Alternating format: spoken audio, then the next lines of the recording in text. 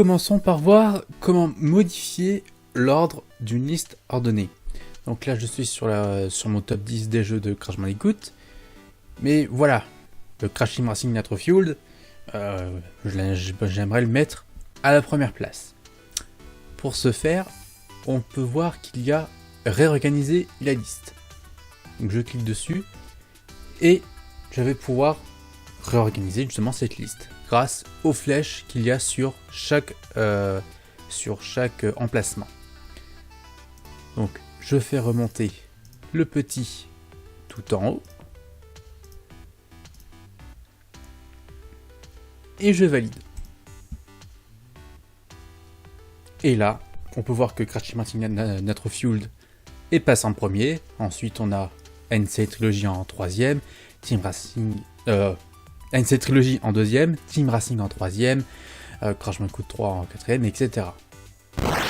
Techniquement, il est impossible de réorganiser une liste en vrac. Mais on peut avoir besoin de réorganiser cette liste-là pour qu'elle soit plus agréable à consulter. Là, on voit que les entrées, c'est un petit peu n'importe quoi. On a des jouets là, une console là, un jeu, un jouet. Voilà, c'est un petit peu le bordel. Il y a une astuce pour réorganiser tout ce beau monde.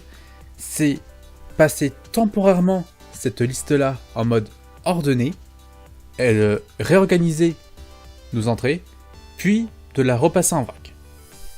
Donc pour cela, on va aller modifier le type de notre liste, on la passe en ordonnée. Et là, on voit le bouton réorganiser la liste qui apparaît. Donc également les classements, mais ça on s'en fiche. Donc on va réorganiser notre liste. Donc par exemple la Switch, je la veux en premier. Ensuite, voilà, on mettra Smash, Crash Team Racing, Towerfall il est là.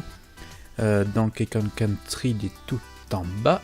Je vais le mettre après Towerfall. Ensuite, c'est les amiibo. Donc, on va mettre le Yoshi, le Pikachu, le Link. Ensuite, on passe à l'univers Super Nintendo. Donc, on met la console à premier. Ensuite, je veux Tetris et Dr Mario, Super Mario Kart et Killer Instinct. Je valide. Donc là, voilà, c'est quand même un petit peu plus lisible. Hein. Alors, on a l'univers Switch ici, et on a l'univers Super NES ici. Donc, ensuite on retourne dans la modification de liste, on la repasse en vrac, et là le classement disparaît, et on a une liste qui est agréable à lire. Donc on comprend tout de suite que tout ça, voilà, c'est la Switch, et ensuite on a le Super NES. Au niveau du partage des listes, la liste peut être soit publique, soit privée.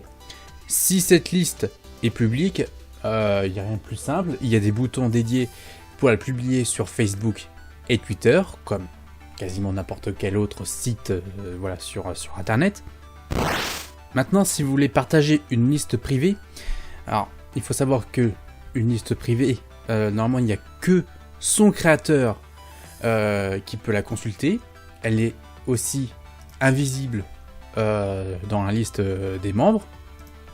Mais il est possible d'accorder un accès spécial à cette liste grâce à un lien. Donc tout ce que vous avez à faire, c'est cliquer sur partager votre liste et vous aurez le lien de la liste avec une clé spéciale pour que les gens puissent y accéder de manière exceptionnelle.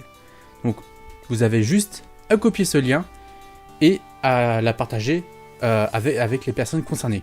Ici, par exemple, je partagerai le lien avec les participants de la soirée pour savoir quel jeu il y aura.